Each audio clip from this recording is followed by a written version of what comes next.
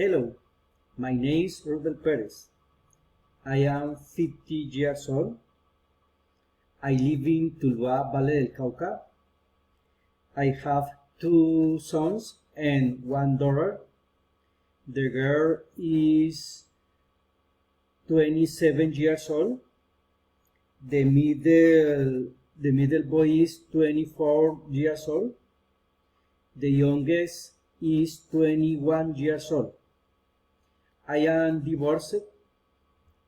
I am a 7-semester math student.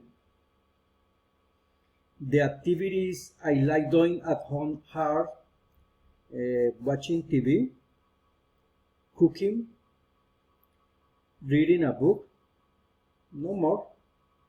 The activities outside the home I like are going fishing, playing sports, mountain biking, going to the movies, no more. The things I don't like are camping, extreme sports. During Easter, I was in Buenaventura visiting some friends. I shared with my children and my ex-wife. My project is to travel to Medellin in July to visit some cousins, where I plan to visit the towns surrounding Medellin and also ride the subway.